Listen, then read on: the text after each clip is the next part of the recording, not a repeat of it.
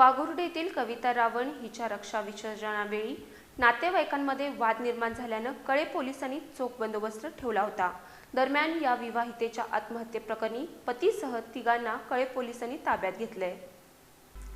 पन्हाळा तालुक्यातील वाघुर्डेतील 28 वर्षीय विवाहित महिला कविता प्रदीप रावण हिच्या आत्महत्येप्रकरणी संशयित पती, सासरे आणि दीर यांना पोलिसांनी ताब्यात घेण्याच्या कारणावरून रविवार दिनांक 4 रोजी रक्षा विसर्जनावेळी नातेवाईकांमध्ये जोरदार वाद झाला।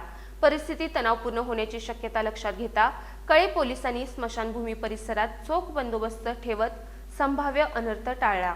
दरम्यान संशयित पती प्रदीप रावण तसंच सासरा आणि दीर यांना चौकशीसाठी पोलिसांनी ताब्यात घेतले।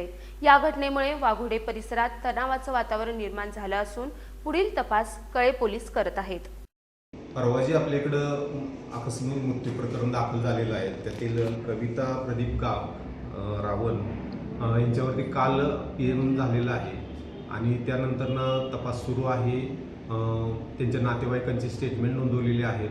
त्याचबरोबर आता मुलीच्या सासरची मंडळी यांच्याकडे नवऱ्याला आम्ही ताब्यात घेऊन त्याच्याकडेही चौकशी करत आहोत आणि तिचे सासरे, भाऊ या सगळ्यांच्याकडे चौकशी करून चौकशीत तिचा घातपात झाला आहे किंवा तिनं आत्महत्या केलेली आहे हे निष्पन्न झाल्यानंतर आम्ही तात्काळ गुन्हा दाखल करून पुढची कारवाई करणार आहोत।